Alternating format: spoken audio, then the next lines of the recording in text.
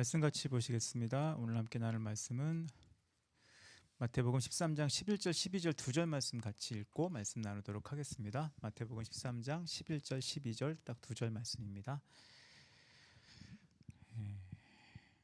같이 말씀 읽도록 하겠습니다. 시작. 대답하여 이르시되 천국의 비밀을 아는 것이 너에게는 허락되었으나 그들에게는 아니되었으니 무릇 있는 자는 받아 넉넉하게 되되 없는 자는 그 있는 것도 빼앗기리라. 아멘. 혹시 제목을 아실지 모르겠지만 옛날의 영화 제목 중에 하나가 누구나 비밀은 있다라는 제목의 영화가 있었습니다. 뭐 재밌는 영화는 아니었던 것 같고 저도 보진 않았는데 그냥 제목만 기억이 나서 오늘 설교할 내용과 약간 연관성이 있어서 영화 제목을 한번 나눠봤습니다.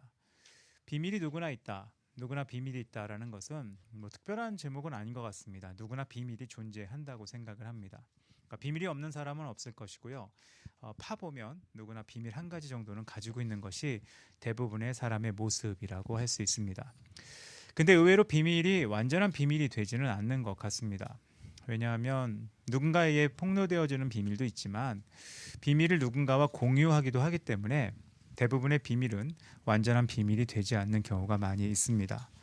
어렸을 때 기억이 나시는지 모르겠지만 누군가 친해지는 과정 혹은 내가 누구랑 친해졌다는 증거로 삼는 것 중에 하나가 이제 서로 공유하는 비밀이 있는 것으로 보통 만들어집니다. 그래서 뭐 드라마나 영화를 봐도 친해지는 과정을 보면 둘만의 비밀이 생기는 것이고 또 내가 누군가와 친해졌다는 증거 중에 하나가 비밀을 공유하고 있을 때 친밀함을 누리고 있다는 생각을 하게 되는 겁니다. 비밀은 누구에게나 있죠.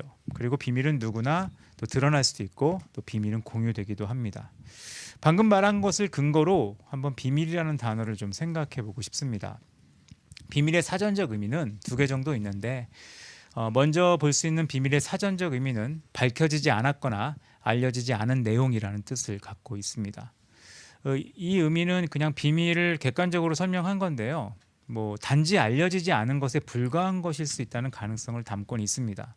그냥 숨겨져 있고 그냥 알려지지 않았을 뿐인 거, 그리고 무관심의 대상일 수 있는 거, 혹은 무지에 의해 몰랐을 것을 의미하기 때문에 비밀이란 말은 이 단어의 이 설명으로는 충분하지 않은 것 같습니다. 그래서 비밀의 다른 사전적 의미가 훨씬 이것을 더 잘 설명해 준다고 생각하는데 그게 숨기어 남에게 드러내지 않거나 알리지 말아야 할 것 혹은 할 일, 이것이 더 맞는 뜻인 것 같습니다. 이 비밀의 핵심적인 뜻은 드러내거나 알리지 않는다는 겁니다. 그러니까 뭔가 드러내거나 알리지 않으려고 하는 것을 비밀이라고 하는 거죠. 왜 드러내거나 알리지 않을까? 그 이유를 좀 추측을 해보면 뭐 먼저는 좀 부정적인 면일까요? 알게 되면 내가 손해보는 거, 보통 우린 그런 것들을 이제 비밀이라고 할 수 있습니다. 뭐 치부, 약점, 잘못, 죄, 뭐 이런 것들은 드러나고 알게 되면 내가 손해를 보거나 공격을 당하거나 난처하게 되는 것들입니다. 그래서 나이가 먹을수록 약점을 비밀로 삼아서 자신의 모습을 숨깁니다. 뭔가 왜곡을 하거나 바꿉니다. 그리고 다른 얘기를 합니다. 그런 식으로 비밀을 삼아서 적어도 이것을 비밀로 삼으면 내가 지금보다는 더 나빠지거나 어려워지지 않을 거라고 생각해서 비밀에 붙이는 내용들을 이제 비밀이라고 할 수 있는 겁니다. 또 하나는 손해볼까 봐가 아니라 내가 너무 소중하게 여기는 것이 있는데 이게 많이 알려지면 빼앗길까 봐, 혹은 모든 사람이 다 공유하게 되면 하찮게 여겨질까 봐, 그 가치가 손상될까 봐 비밀로 하는 것이 있는 것을 또 우리는 알 수 있을 겁니다. 이 둘 다 의미 모두 소중한 사람이나 믿을 만한 사람과 비밀을 공유한다는 공통점은 있을 겁니다. 뭐 내가 손해보는 면이든 내가 소중하게 여기는 면이든 내 약점이든 내가 가장 아끼는 거든 공유한다는 공통점이 있다는 겁니다. 내 약점, 어려움을 아는 누군가는 적어도 나를 공격하는 대상이 아니라면 내가 소중하게 여기거나 나를 소중하게 여기는 누구일 겁니다. 그래서 내가 내 약점을 얘기할 수 있는 사람은 나에게 소중한 사람일 것이고요. 또 내가 가장 소중하게 여기는 것을 공유할 수 있다는 것은 이 사람이 내가 소중하게 여기는 것을 빼앗아가거나 손상시킬 사람이 아니라는 걸 알기 때문이기 때문에 아마 공유할 수 있는 사람은 가장 소중한 사람이지 않을까라는 생각을 해보게 됩니다. 특별한 경우겠지만 어떤 경우에는 아무도 관심을 갖지 않기 때문에 비밀이 되는 경우도 있습니다. 원래는 가치 있고 소중한 것이었지만 아무도 그 가치를 인정하지 않고 기억하지 않아서 비밀처럼 되는 경우도 있을 수 있습니다. 옛날에 송명희 시인이 썼던 그 시를 바탕으로 그 예수 그 이름이란 찬양이 만들어졌었는데 그 찬양 가사를 보면 건축자의 버린 돌처럼 버려졌기 때문에 예수님의 이름이 비밀이 되었다는 그런 가사가 나와 있는 것을 뭐 기억나시는 분들이 있을 겁니다. 그런 경우는 잊혀진 겁니다. 소중했는데 사람들이 잊었기 때문에 잊혀진 것이고요. 또 클래식의 상당한 음악들은 몇백 년이 잊혀졌다가 뭐 맨델스존에 의해서 또 어떤 사람들에 의해서 다시 발굴돼서 대중적이 된 곡들도 있는데 그런 경우는 잊혀진 거라고 할 수 있습니다. 이것처럼 다양한 이유의 비밀이 있을 수 있고 우리는 그런 비밀을 간직하고 또 갖고 있고 공유하고 살아갑니다. 근데 오늘 나누고 싶은 것은 비밀이 뭐냐에 대한 얘기만이 아니라 우리가 비밀로 무언가를 여길 때 이것에 영향을 주는 무언가를 좀 생각해 보고 싶다는 겁니다. 우리가 비밀로 여긴다는 것에서 오늘 생각해야 될 주제는 그것이 비밀로 여길 만한 일이냐, 이걸 뭐가 결정하냐는 것이죠. 이 일이 정말로 나를 무너뜨릴 만한 중요한 문제인가? 아까 말한 나의 치부죄 이런 것들에 대한 관점 혹은 반대로 이게 내가 정말 지키고 소중히 여길 만한 것인가를 결정할 때 혹은 잊혀지지 않고 소중히 간직해야 될 일인가를 결정할 때 이런 것을 결정하게 만드는 것이 놀랍게도 마음의 문제인 경우가 많이 있다는 겁니다. 그러니까 마음이 그것을 어떻게 여기느냐, 마음이 그것을 어떻게 중요하게 여기는 것이냐로 결정되고 좌우된다는 겁니다. 마태복음 방금 읽은 본문의 바로 옆에 씨 뿌리는 자의 비유가 나옵니다. 씨 뿌리는 자의 비유를 보면 그 뿌려지는 씨의 가치나 뭐 복음을 얘기하겠죠. 하나님의 말씀을 얘기하겠죠. 그 가치는 변화가 없습니다. 그 어디에 떨어지냐에 따라 씨의 가치가 바뀌는 것이 아니라 씨 자체의 가치와 의미는 똑같은데 그곳에 떨어지는 곳의 상태의 영향을 받는다는 겁니다. 이것도 똑같거든요. 별거 아닌 일이 수 있어요. 별거 아닐 수 있는 일인데 어떤 사람에겐 그게 마음의 상태에 의해서 죽을 만큼 중요한 일이 됩니다. 어떤 사람은 정말 중요한 일인데도 마음의 상태에 영향을 받아 아무것도 아닌 것처럼 된다는 겁니다. 그래서 어떤 거는 피하지 않아도 될 건데 피하게 되고 어떤 것은 잊지 않아야 되는데 잊혀지는 일이 되기도 한다는 겁니다.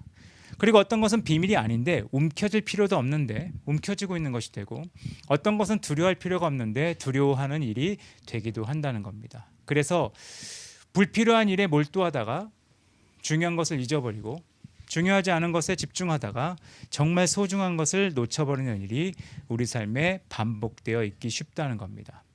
그래서 정말 필요한 것은 중요한 것을 중요하게 여기는 겁니다. 이게 가장 어려운 거거든요. 내가 뭔가를 중요하게 여기고 있습니다. 그 자체가 설득력이 있는 게 아니라 중요한 것을 중요하게 여기는가, 소중한 것을 소중하게 여기는가, 그것이 정말 중요한데 이것은 상당히 어려운 일입니다. 씨 뿌린 자의 비유를 보셔도 알죠. 사단이 유혹하거든요. 그리고 어떤 사람은 인내가 없거든요. 어떤 사람은 세상의 염려와 재물의 유혹이 있거든요. 그러니까 이 결과는 사단의 유혹을, 내가 인내가 없음을, 세상의 염려와 재물의 유혹을 더 중요하게 여기게 됩니다. 그러면 중요한 것이 하찮은 것으로, 하찮은 것이 중요한 것으로, 잊어도 되는 것을 잊혀지는 것으로, 잊지 않아도 잊어도 될 것을 완전히 거꾸로 가는 일이 발생하게 된다는 겁니다. 그래서 옛날에 짐 엘리엇이라는 하는 사람이 말한 것이 당연한 말이지만 우리에겐 굉장히 어려운 말이 되는 거죠. 영원하지 않은 것을 버리고 영원한 것을 얻는 자는 결코 바보가 아니다. 이 말이 너무나 어려운 이유는 우린 영원한 것과 영원하지 않은 것, 소중한 것과 소중하지 않은 것을 잘 구별하지 못하는 어쩌면 바보일 수 있습니다. 근데 짐 엘리엇은 정확하게 지적했죠. 영원하지 않은 것을 버리고 영원한 것을 얻는 자가 바보가 아닌 사람, 정말 지혜로운 사람이라고 말을 했다는 겁니다. 중요한 것을 중요하게 여길 수 있는 것, 그것이 비밀을 소유한 사람의 특징이고 본문에 충실하자면 하나님 나라의 비밀한 것을 아는 사람의 특징은 정말 하나님 나라를 중요하게 여기는 사람이라고 할 수 있습니다. 이 말씀을 좀 가지고 비추어서 한 가지만 더 생각해 보고 싶습니다. 지금은 설 연휴입니다. 네, 설 연휴죠. 뉴스 보니까 90만 명 정도가 인천공항으로 나간다고, 모르겠어요. 70만 명인지 90만 명인지 오락가락 하는데 또 많은 사람들이 여행을 가고 무언가를 하는 연휴가 되었습니다. 설 연휴에 가장 중요한 게 무엇일까요? 그리고 설 연휴가 중요한가요? 설 연휴에 중요하다고 물어보면 가족이 중요하다고 말할 텐데 사람들이 중요하게 여기는 것이 무엇일까요? 몇 번 제가 언급해 드렸죠. 서양 사람들은 인생에서 가장 중요한 것이 뭐냐고 물어보면 거의 다 가족을 얘기합니다. 근데 우리나라 사람들은 가장 중요한 게 무엇이냐고 물어보면 당연하기 때문에 대답을 안 하는 걸까요? 돈이라고 대부분 대답을 합니다. 설 연휴와 그 추석이라고 하는 기간에 우리가 뭘 소중히 여기는지 뭘 귀하게 여기는지를 한번 확인할 수 있는 기회라고 생각을 합니다. 시편 128편을 보면 시편 128편에 가정에 대한 설명이 나와 있습니다. 제가 시편 128편 1절, 2절, 3절만 읽어드리겠습니다. 여호와를 경외하며 그의 길을 걷는 자마다 복이 있도다. 내가 내 손에 수고한 대로 먹을 것이라 내가 복되고 형통하리로다. 내 집 안방에 있는 내 아내는 결실한 포도나무 같으며 내 식탁에 둘러앉은 자식들은 어린 감람나무 같으리로다. 4절도 읽을게요. 여호와를 경외하는 자는 이같이 복을 얻으리로다. 시편 128편은 가정의 소중함을 말을 하고 있습니다. 그리고 가정이 소중하다고 말하는 것 더하기 가정을 어떻게 소중히 여길 것인가에 대해서 말해주고 있습니다.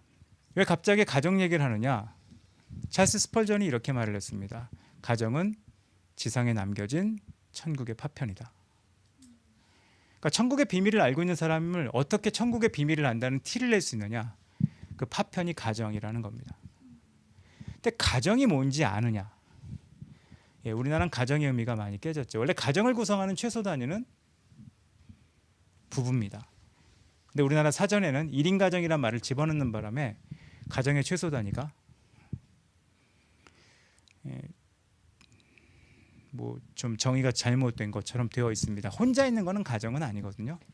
사실. 근데 우리나라는 뭐 그거를 어렵지 않게 사용하는 되게 불쌍한 나라가 되고 있긴 한데 가정의 최소 단위는 부부이고 사실 가정의 정점은 자녀라고 할 수 있습니다. 그래서 몇 번 언급해 드렸지만 동성애자들이 왜 필사적으로 입양을 하는가? 그들이 생각하는 가정은 자녀가 없으면 가정이 아니라고 생각하기 때문에 그렇습니다.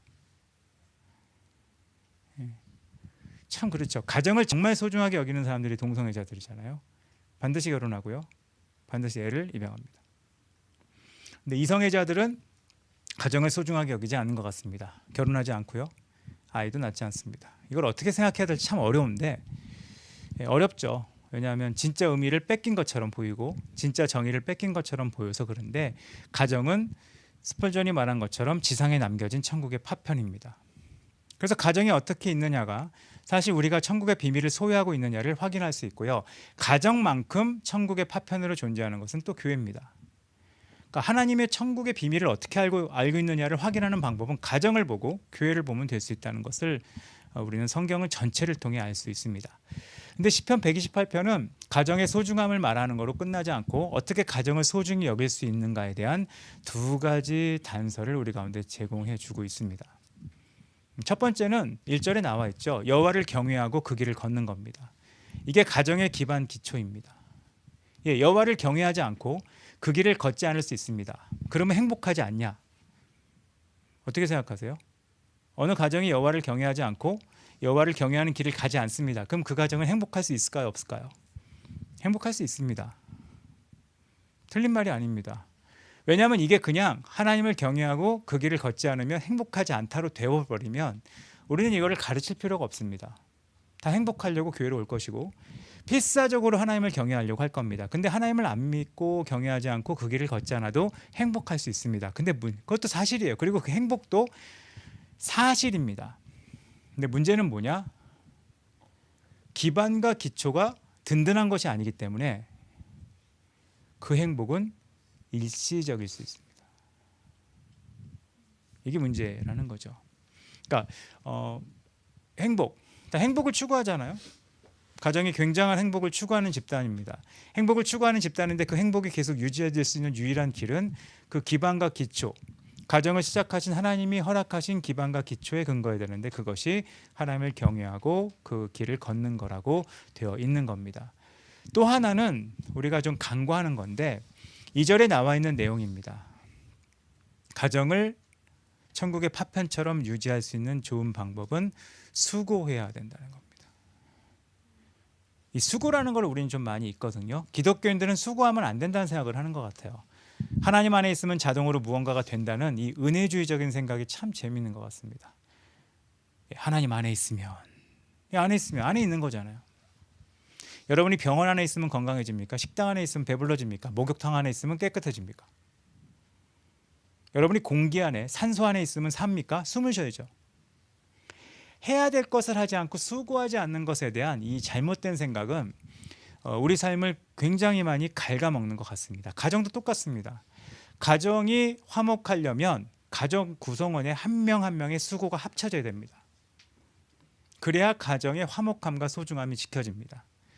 연애 때를 생각해 보세요. 연애 때 관계는 대부분 좋습니다. 왜 좋죠? 둘이 수고하거든요. 수고한다는 걸 객관적으로 뭐라고 표현합니까? 둘이 애쓴다 그러죠. 애씁니다. 그러다가 결혼 딱 하면 수고를 안 하려고 그럽니다. 왜냐하면 자동으로 될 거라고 생각합니다. 청소년기의 부모와 자녀의 관계가 금이 가는 이유 중에 하나가 부모든 자녀든 외부의 관계는 수고를 하지만 가족과는 수고하고 싶지 않아지기 때문입니다.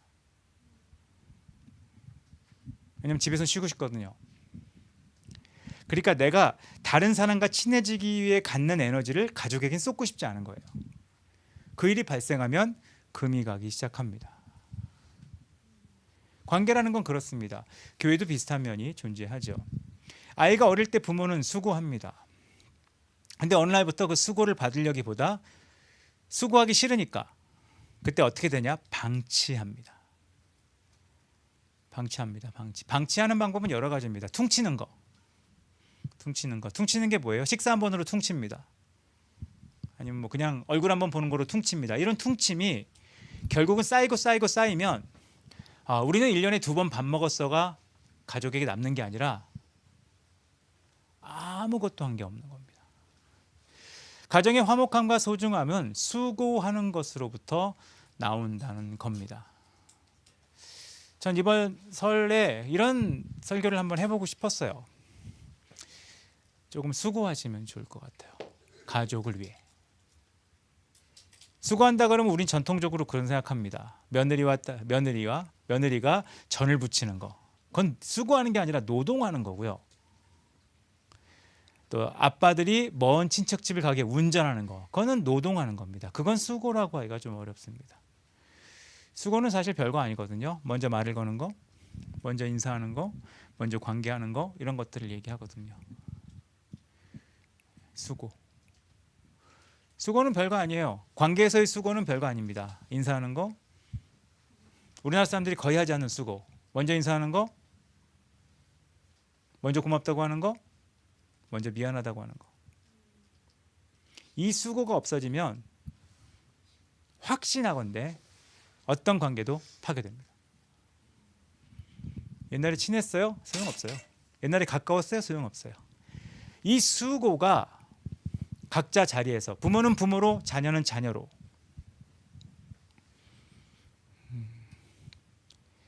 필요한 겁니다. 근데 이게 사실 말이 쉽지 어렵거든요. 이렇게 놔버리고 싶을 때가 많거든요. 놓으면 편해요. 그리고 저도 나이 먹어보니까 관계를 놔버리면 되게 편하거든요. 요즘 유행하는 책들 아니에요? 관계를 놔버려라. 놔버려라. 그러면 네 옆에 개가 있을 거다. 그런 느낌이에요. 아무튼 그런 느낌의 책들이 엄청 많은데 여러분 길 가다 보면 왜 반려견하고 주인하고 관계가 좋을까요? 진짜 수고하거든요, 주인들이.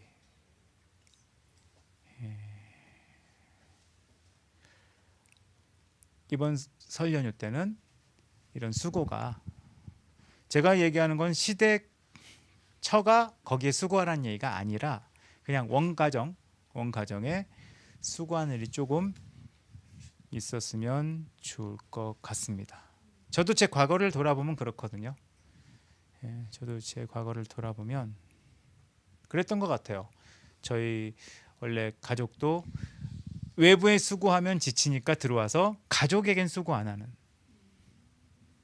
그런 것들도 있었고, 저도 어느 날 그게 이해가 안 가는데 저도 어느 날 그러고 있고, 그런 걸 보면서 결국 이 수고가 굉장히 중요한 역할을 한다라는 생각을 오늘 잠깐 해보게 되었습니다. 아까 말한 것처럼 찰스 스펄전은 가정은 지상에 남겨진 천국의 파편이라고 했습니다. 이 천국의 파편을 누릴 수 있는 기회가 사실 가족이 모이는 시간이라고 생각을 합니다.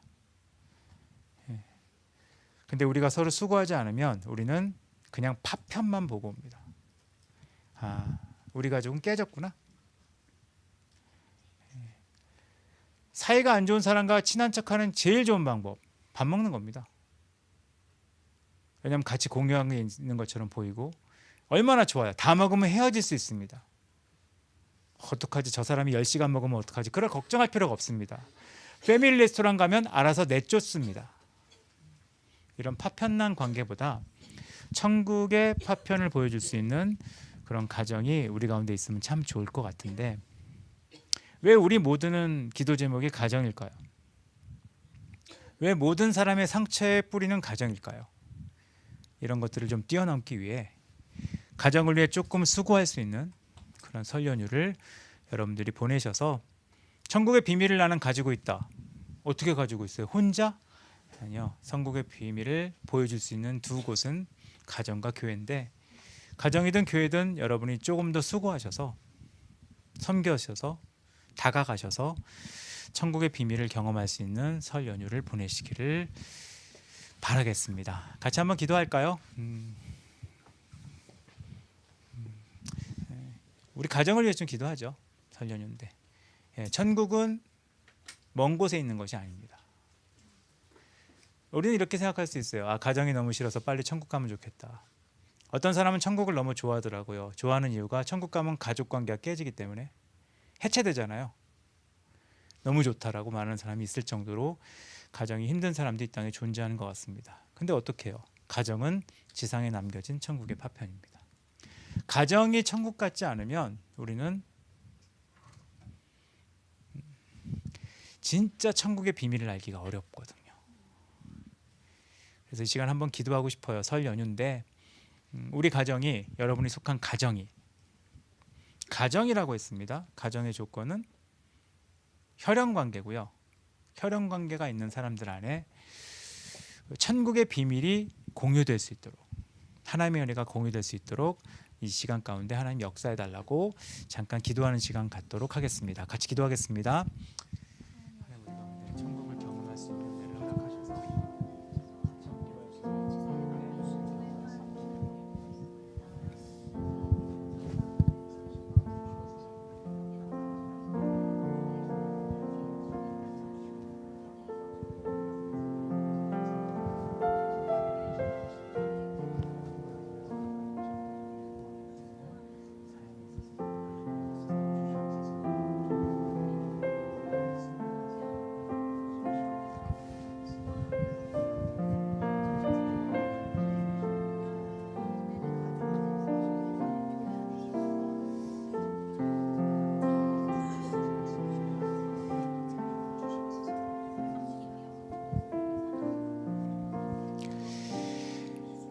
하나님, 우리 모든 가정 안에 하나님을 경외하고 그 길을 걷는 삶이, 그리고 서로 수고하고 부모로 자녀로 형제로 서로 수고할 수 있는 은혜가 있도록 인도하셔서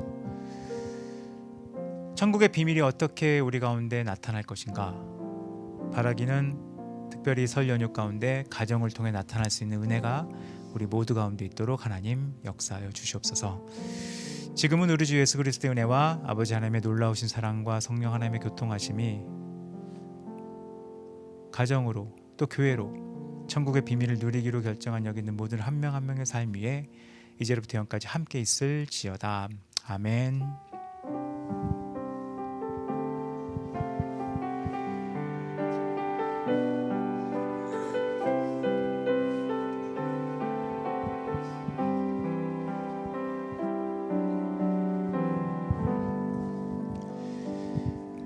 오늘은 예배가 마쳤고요. 오늘 이유는 순서가 아무것도 없고 설 연휴를 보내시면 될 것 같고요. 오늘